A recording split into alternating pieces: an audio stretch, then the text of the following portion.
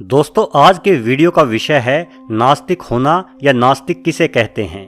दोस्तों वैज्ञानिक सोच के अनुसार नास्तिक दो प्रकार के होते हैं। पहली तरह के नास्तिक वो हैं जिनका मानना है कि भगवान गॉड और अल्लाह का अस्तित्व तो है पर वे लोग पूजा पाठ नहीं करते। दूसरी तरह के नास्तिक वो हैं जो ऐसा मानते हैं कि कोई भी भगवान अल्लाह और गॉड का अस्तित्व ही नहीं है, ये सब हम लोगों का डर या वहम है। तो दोस्तों अगर कोई भगवान नहीं है तो हमें किसने बनाया, और अगर भगवान है तो उसे किसने बनाया, और ये अलग अलग प्रकार के भगवान अल्लाह गॉड वाहेगुरु ये कहाँ से आए। तो इसको विस्तार से बताने से पहले मैं आपको एक कहानी सुनाता हूँ। कहानी काल्पनिक है लेकिन यह कहानी मेरी बात को समझाने में मदद करेगी। बात आज से लगभग 10,000 साल पहले की है, जब एक गुफा में मोनू के दादा अपने परिवार के साथ रहते थे। मोनू के दादा शिकार करने जाते और शाम को खाने के लिए सबके लिए कुछ न कुछ लेकर आते। सब लोग बड़ी खुशी से रहा करते थे, पर एक दिन मोनू के दादा अचानक बीमार पड़ गए। उनको दिल का दौरा पड़ा था, लेकिन उस युग में किसी को इस बारे में कोई जानकारी नहीं थी। रातों रात दादाजी मर गए। सब लोग परेशान थे कि अभी तो अच्छे भले थे, अचानक से इनको क्या हुआ। लोग उनको उठाने की कोशिश कर रहे हैं लेकिन वो तो अब मर चुके थे। अब इसके बाद इस कहानी के दो भाग हो सकते हैं। पहले भाग के अनुसार सब लोग बहुत ज्यादा दुखी हैं और इस दुख की वजह से कुछ लोगों को तनाव हो गया, और इस तनाव की वजह से ही महीने भर तक वो सब लोग शिकार नहीं कर पाते और भूख के मारे सब कमजोर हो गए और अंत में सब के सब मर जाते हैं। यहीं पर मोनू के दादा का वंश समाप्त हो जाता है। और कहानी के दूसरे भाग के अनुसार मोनू के दादा के एक और छोटे भाई थे और उनको लगा कि जरूर कोई शक्ति उनके भाई को उठा कर ले गई है। उन्होंने यह बात सबको बताई। सबको लगा कि इनकी बात शायद सच है। फिर सभी लोगों ने पूजा पाठ करनी शुरू कर दी और उस काल्पनिक अनजानी शक्ति को उन सभी लोगों ने भगवान अल्लाह या गॉड का नाम दे दिया। इन लोगों को दुख झेलने का अब एक बहाना मिल गया। उन्हें लगा कि दादाजी अब इस धरती को छोड़कर स्वर्ग में गए हैं और एक न एक दिन हम भी उनके पास जाएंगे और उनसे मिलेंगे। यही विश्वास उनके जीने का सहारा बन गया। जैसा हमारे पूर्वज करते थे, हम सब लोगों ने भी देखा देखी वैसा ही अपनाना शुरू कर दिया। इसको आज हम कॉपी मैकेनिज्म कहते हैं। दरअसल हम सभी मनुष्यों ने ही भगवान का आविष्कार किया है। आपको यह जानकर आश्चर्य होगा कि खेती की शुरुआत से पहले ही मानव भगवान की पूजा करने लगे थे। टर्की में एक जगह है जो शायद 10,000 सालों से भी ज्यादा पुरानी है। उसकी खुदाई में एक मंदिर जैसी जगह मिली है। मतलब जब हमारे पूर्वज शिकारी और खाना बदोश थे, तब से हम लोग भगवान की पूजा कर रहे हैं। दोस्तों भगवान का आविष्कार करना हम सब मानवों के लिए निरर्थक नहीं रहा।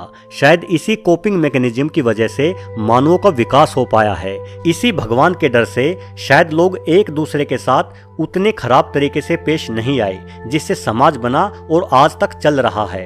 तो क्या हम इसी भ्रम में अपनी जिंदगी बिता सकते हैं और ये भ्रम सही है? इसका निर्णय मैं आप सब पर छोड़ता हूँ। दोस्तों वास्तव में भले ही भगवान का अस्तित्व ना हो और भगवान को ना मानने वाले नास्तिक बिल्कुल सही हों, किंतु नास्तिक होने के कुछ नुकसान भी हैं। वैज्ञानिक शोधों में पाया गया है कि आस्तिक लोग भगवान के भरोसे बड़े से बड़ा दुख झेल लेते हैं, भले ही वो भ्रम में हों, लेकिन वही भ्रम उनके लिए जीने का सहारा बन जाता है। परंतु नास्तिक लोगों के अंदर ऐसी कोई भावना नहीं होती। नास्तिक लोग जल्दी हार मान जाते हैं और तनाव में चले जाते हैं। आस्तिकों को हमेशा यकीन रहता है कि कोई उनके साथ है और कोई उनकी मदद करता है। उनका यही भरोसा उन्हें कभी हार नहीं मानने देता।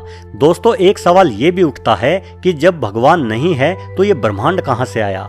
आस्तिक लोगों के अनुसार इस सृष्टि के रचयिता भगवान है, लेकिन जब उनसे पूछते हैं कि भगवान को किसने बनाया, वो सब लोग किसी न किसी ग्रंथ का उदाहरण देकर भगवान अल्लाह और गॉड के अवतार के बारे में बताने लगते हैं। परंतु दोस्तों सोचने वाली बात यह है कि वे सभी ग्रंथ लिखने वाले तो इंसान ही थे। सोचे इस पृथ्वी पर करोड़ों जीव जंतु रहते हैं, तो इंसानों को छोड़कर बाकी जीवों के लिए भगवान ने कोई किताब क्यों नहीं लिखी? हम इंसानों में ऐसा कौन सा गुण है जो भगवान हमारे लिए एक लेखक बन गया? हम इंसान तो वास्तव में भगवान की बनाई दुनिया का सत्यानाश करने पर तुले हैं। भगवान हमारे लिए भला क्यों कोई किताब लिखेगा? इसका मतलब ये हुआ कि ये सारी किताबें हमने खुद ही लिखी हैं और भगवान का आविष्कार हम इंसानों ने ही किया है।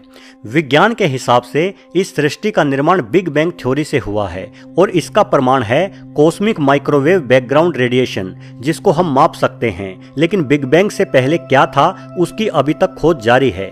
कुछ लोगों का मानना है कि ब्रह्मांड फैलता है, फिर सिकुड़ता है और फिर फैलता है। हम भगवान को मानने की बजाय विज्ञान के हिसाब से इस रहस्य को समझने की कोशिश करना चाहते हैं। अब दूसरा सवाल उठता है कि ये जीवन कहां से आया। दोस्तों, जीवन एक रासायनिक एक्सीडेंट था। पृथ्वी पर बहुत से रासायनिक पदार्थ थे जो जीवन और डीएनए के लिए जरूरी थे। इसको हम आज वैज्ञानिक तरीके से समझ सकते हैं। हाइड्रोजन असल में बिग बैंग के वक्त बना। बाकी के परमाणु तारों के अंदर फ्यूजन से बनते हैं। उनमें कार्बन, हाइड्रोजन, नाइट्रोजन, ऑक्सीजन इत्यादि हैं। ऐसा माना जाता है कि आकाशीय बिजली का किसी ऐसे ही प्राइमोर्डियल घटक में गिरने से शायद सिंगल सेल के जीवन की शुरुआत हुई। विज्ञान में कोई आपको नहीं बताता कि क्या सच है और क्या झूठ। आप खुद प्रयोग करके थ्योरी बनाकर इसको सिद्ध कर सकते हैं। विज्ञान असल में सच्चाई की तलाश है। यह सिर्फ किसी आस्था के द्वारा किसी सिद्धांत को नहीं मानता। यह वही बात मानता है जिसकी नींव विज्ञान पर आधारित है और जिसको आप प्रमाणित कर सकें। वहीं धर्म ग्रंथों में ऐसा नहीं होता। उदाहरण के लिए हमारे हिंदू ग्रंथों में कहा गया है कि पृथ्वी शेष नाग के फन पर टिकी हुई है, परंतु पृथ्वी की सच्चाई आज एक दूसरी क्लास का बच्चा भी जानता है। तो दोस्तों, वीडियो के अंत में मैं यही कहूंगा कि विज्ञान में आप किसी भी थ्योरी को गलत साबित कर सकते हैं और ऐसा करने से आपको कोई नहीं रोकेगा। इसमें आपको कोई फादर, मौलवी या पुजारी नहीं मिलेगा जो आपको इसके नियम ना तोड़ने दे। आइंस्टाइन ने न्यूटन के सिद्धांतों को कुछ हद तक गलत साबित किया। पृथ्वी के बाहर आइंस्टाइन का सिद्धांत ही चलता है। पृथ्वी गुरुत्वाकर्षण बल की वजह से ही सूर्य के इर्द गिर्द नहीं घूमती, बल्कि स्पेस टाइम के झुकाव की वजह से घूमती है। वरना पृथ्वी को कैसे मालूम पड़ता कि सूर्य कहाँ है। न्यूटन को यह बात कभी समझ में नहीं आई, लेकिन आइंस्टाइन ने हमको इस बारे में समझाया। सिर्फ विज्ञान में ही ऐसा होता है कि आप अपने तर्कों से किसी दूसरे के तर्क को गलत साबित कर सकते हैं।